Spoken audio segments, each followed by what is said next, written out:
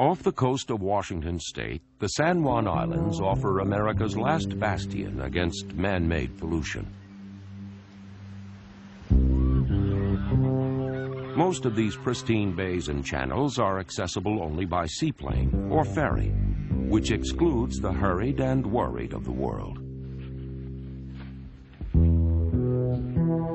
It's not a setting where you'd expect to find the most obsessively intense coach in NFL history, but it's here that Don Coryell has decided to build his retirement home. Hello? Hey, just fine, but you're too late, you know. We drank the wine, we ate the crab. You should have called a little sooner. Near Friday Harbor, Washington, Don Coryell has found a haven far from the pressures of NFL sidelines, where in St. Louis, then San Diego, his fiery passion for the game took him to the top, then nearly engulfed him. After 33 years as a head football coach, Coryell has earned his place in this enchanted forest. And there's so many places to walk, trails everywhere. It's really beautiful. We never cut down any limbs. Don't believe in cutting down trees and limbs. You just have to push them aside. We like climbing stairs, and we'll do it for exercise. We'll come up and down here 12, 15 times. It's a lot of steps, 31 up this first level.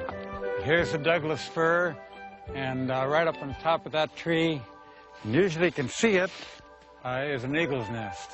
You'll see them standing on limbs up there. They'll be exercising their arms. Well, I originally wanted to be a forest ranger. That's what I went into when I first started school.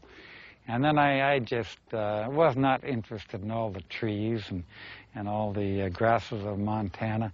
So I went into PE and decided to coach, and I loved it. I loved the people. I am working with the players, the coaches. Just nothing better than being under the gun and working under pressure. In 1973, Don Coryell put the pressure squarely on NFL defenses when he was hired by the St. Louis Cardinals and brought along a passing fancy that had been years in the making. When he came to the Cardinals in '73 from San Diego State, he brought with him a passing game that the league had not seen before. And Don Coryell single-handedly opened up the National Football League. I would say half the teams in the league now are using either his passing game intact or a derivative of such. And Don would always be yelling, "Throw it, throw it." I mean, it'd be 3rd down and inches or 4th down and inches, and he'd come running down to the huddle that we had, timeout, and he'd say, "Throw it, throw it," and say, "Okay, Don, okay, throw it, throw it." He wanted to throw it every down. In St. Louis, they called his wide open ways the cardiac cards. In San Diego, it was Air Coryell.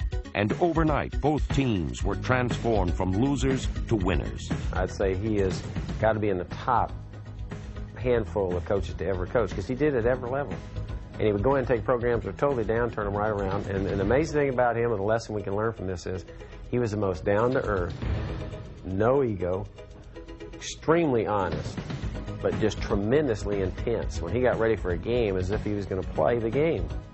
And he projected that to the players. I likened his eyes and the expression to the very cardinal on the helmet that we wore.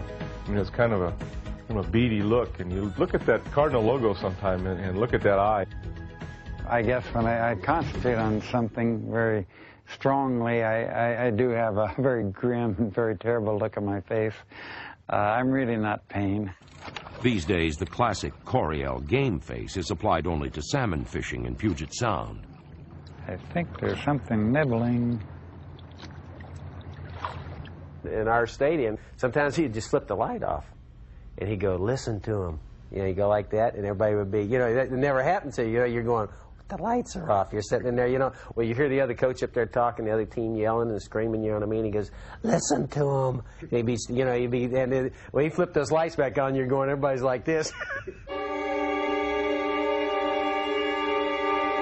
Don found a way to hate the other team before that ball was snapped. You hated them. No, there's no question. No question about there's some teams I hated. Yeah, I build up hatreds, real hatreds, against just a few. I like people for what they are, and I dislike them for what they are. Even in retirement, the wounds had not healed. and the pain is still near the surface. Oh, I gave my life to football. You bet I did. It's just that I knew I was hypertensive. God almighty, I knew I had high blood pressure, and I was taking pills, and, you know, couldn't go to sleep at night. And, yeah, I decided I better cool down a little bit and do the best I can, but I'm not going to die for football. I made up my mind those last few years I was not going to die on a football field. I had a lot to live for, and I wanted to have some fun. Friday Harbor is the perfect place to heal.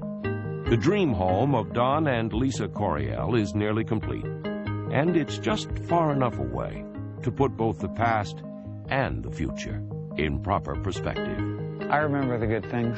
Very, very few bad things do I remember. I tend to wipe those from my mind. I think of the pleasant things. I think of the good guys, the wonderful people I've worked with.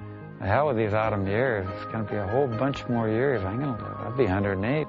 I'll still be moving around. I think, because if I was on that boat, here's exactly what I'd say. Hey, look at that house. Oh boy, do I wish I lived there. I live here, and it's fun.